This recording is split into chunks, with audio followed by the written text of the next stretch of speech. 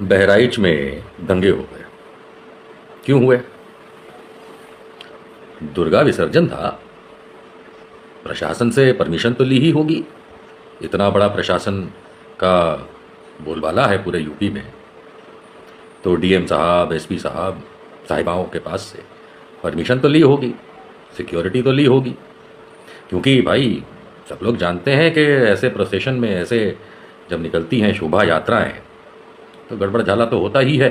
कई जगहों पे होता है ना, गलत तो नहीं कह रहा हूँ। तो प्रशासन का काम है कि पहले तो मेक श्योर करे कि परमिशन दे, और जब परमिशन दे तो मेक श्योर करे सुरक्षा दे। तो आई एम श्योर कि उत्तर प्रदेश सरकार ने बहराइच वाली उस शोभा यात्रा, या कह सकते हैं कि दुर्गा पूजा विसर्जन यात्रा को परमिशन तो दी ही होगी, सिक्योरिटी भी दी होगी, बहुत सारे पुलिस वाले दिए होंगे, दिखाई तो नहीं दे रहे थे। फिर हुआ दंगा, जिसमें हमारे मेरे बहुसंख्यक समुदाय को में से कुछ लोगों को ये लगता है कि कहीं भी चढ़ जाओ।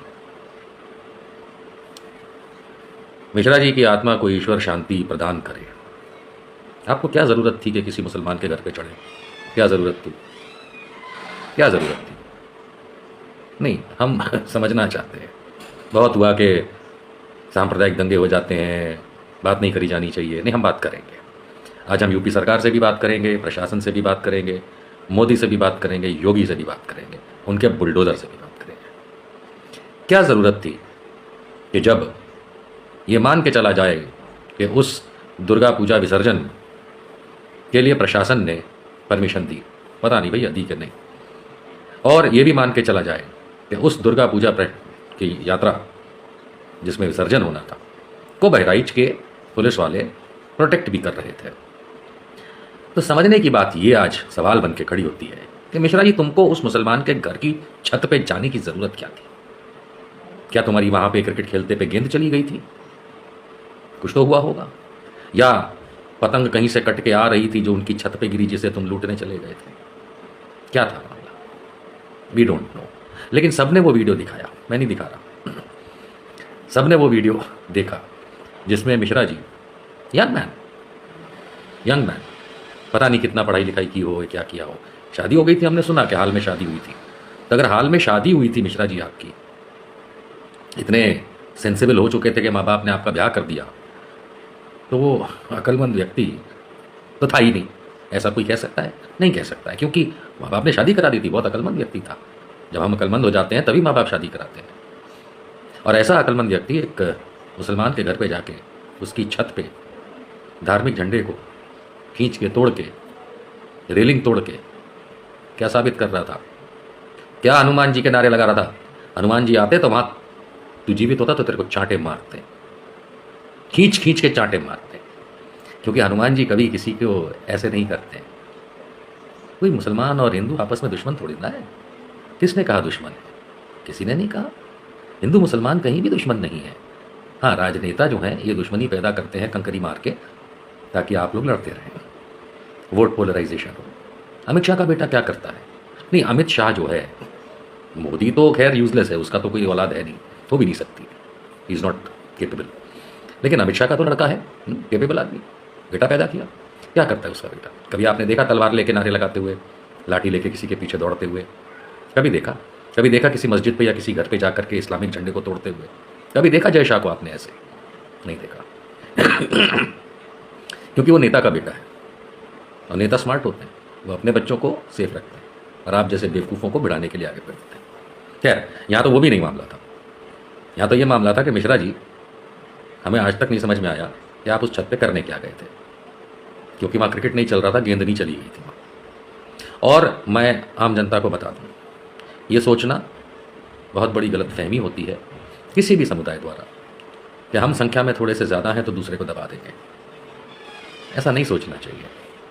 ऐसा सोच करके कुछ नहीं मिला। वो एक बाबर आया था, छोटी सी फौज लेके पूरे भारत पे कब्जा कर लिया था, लगभग छोटी सी फौज लेके आया था, और यहाँ हमारे राजे रजवाड़े कुछ नहीं कर पाए थे, नहीं कर पाए थे। और फिर सालों साल, जानते हैं ना, तो संख्या बल जो है ना, उसकी तरफ नहीं देखना चाहिए किसी को भी नहीं। मैं किसी की तरफदारी नहीं कर रहा हूँ, मैं एक लॉजिक बता रहा हूँ। और फिर सब जानते हुए कि भाई उस आदमी ने इतना बड़ा गलत काम किया, पता नहीं किसने गोली मार दी। भाई हो सकता है कि किसी ने आवेश में आके गोली मार दी हो, अब वो व्यक्ति कोई भी हो सकता है, हाँ, जिसको दुख पहुंचा हो या जिन लोगों को दुख पहुंचा हो वो भी हो सकते हैं, और अन्यथा उसके साथी भी हो सकते हैं कि चलो इससे बवाल बढ़ेगा। हमें क्या पता, ये तो पुलिस का काम है, प्रशासन का काम है, न्यायिक प्रक्रिया का काम है, वो पता करेंगे। लेकिन फिर अनफॉर्चुनेटली उसकी मृत्यु हो जाती है, और फिर मृत्यु हो जाती है, फिर क्या करते हैं, फिर उसके साथ ही नहीं, फिर हिंदुत्ववादी गुंडे सड़क पे उतरते हैं, हॉस्पिटल जला देते हैं, अस्पताल जला देते हैं। ये किन नराधमों का काम हो सकता है कि अस्पताल जला देते हैं, गाड़ियाँ जला देते हैं, शोरूम जला देते हैं, सरकारी संपत्ति का नुकसान करते हैं। यही तो योगी बाबा जो कि उत्तर प्रदेश के सीएम हैं, याद है कुछ समय पहले तक पुराने जो दंगे होते थे उसमें बिल भेजते थे, याद है, बिल भेजते थे, इतना पैसा तुमको जमा करना पड़ेगा क्योंकि तुमने नुकसान किया था। देखते हैं यहाँ किसका भेजेंगे। और फिर हमारे उत्तर प्रदेश के ADGP law and order STF chief साहब, बड़े फेमस अमिताभ जी, उनको खुद जाकर के मोर्चा संभालना पड़ा और इन हिंदुत्ववादी बदमाशों को कंट्रोल में लेना पड़ा। यह सामाजिक मानसिकता क्या है, मैं वो समझने की कोशिश कर रहा हूँ, सबकी, किसी एक की नहीं। क्या है हमारे भारतीय समाज की मानसिकता, क्या है? ऐसे तो बहुत सूफियानी बातें और साधुवाद वाली बातें की जाने लगी हैं आजकल चारों तरफ। क्या हमारे किसी भी अच्छे धर्म गुरु, किसी भी धर्म के हों, क्या ये सब सिखाते हैं? जो सिखाते हैं वो तो जेल में जाते हैं। नहीं, कोई सिखाते हैं? नहीं। क्या किसी के माँ बाप ये सब सिखाते हैं? नहीं। कि दूसरे धर्म के झंडे तोड़ो, उनके घर पे जाके अटैक करो? नहीं। और हकीकत तो ये है, और मैं यहाँ पे आपको ये बात बता दूँ कि जब कभी भी कोई ऐसा गुनाह करता है तो हम सब मिल करके एक सुर में, चाहे हिंदू हो, मुसलमान हो, सिख हो, ईसाई हो, हम लोग हमेशा कहते हैं आतंक फैलाने वाले का धर्म नहीं होता ना। लेकिन ये मिश्रा जी ने जब वहाँ पे आतंक फैलाया तो उसके साथी और उसको सपोर्ट करने वाले धर्म का रूप कैसे ले लिया आपने? भाई वो तो आतंक फैला रहा था ना, किसी के घर पे जाके किसी धार्मिक भावना को, किसी प्रॉब्लम को खड़ा करना बिल्कुल गलत तरीके से। और हम सब जानते हैं भाई, इतने सालों से वीडियोस देखते आए हैं कि हज़ारों हिंदू इकट्ठे हो जाएंगे और फिर अटैक कर देंगे मस्जिद पे, मदरसे पे, किसी घर पे, मोहल्ले पे, और क्योंकि वो चंद होंगे मुसलमान, वो या तो मार खा जाएंगे या मर जाएंगे या जल जाएंगे, या वही सब देखते हैं हम लोग। तो ये ट्रेंड बन गया है, और जहाँ चार ने इकट्ठा होकर के जवाब दे दिया, जो कि गलत है, देना नहीं चाहिए, बिल्कुल नहीं देना चाहिए, क्योंकि कानून को अपना तरीका अपनाना चाहिए। अगर मुझे कोई थप्पड़ मारे तो मुझे उसको वापस मुड़ के थप्पड़ नहीं मारना चाहिए, यही गांधी जी ने बोला। लेकिन अगर दूसरा काल मैं ऐसे करता हूँ और उस पर फिर तुम थप्पड़ मारोगे, तब मुझे क्या करना चाहिए, ये गांधी जी ने नहीं बोला, है ना। गोडसे की औलाद हो, तुम याद रखो। गोडसे की औलाद कौन है? यही हिंदुत्ववादी तत्व, और जहां मुसलमान गलत तत्व वो भी। मैं हमेशा कहता आया हूं, वर्षों से कहता आया हूं कि प्रेशर कुकर में जब पूरा प्रेशर बन जाता है उसके बाद सीटी को बजना ही होता है, यानी बुराई को एस्केप करने देना होता है, वरना फट जाएगा प्रेशर कुकर। लेकिन आप लोग मान नहीं रहे, आप प्रेशर कुकर के ऊपर पैर रख देते हैं सीटी पे, है ना, तेरे को बजने नहीं देंगे। तो क्या होगा, सेफ्टी वॉल्व वो रिलीज हो जाएगा। आप लोग उस पर भी पैर रख के बैठ गए कि नहीं, अल्पसंख्यक का तो सीटी भी दबा दो, सेफ्टी वॉल्व भी दबा दो।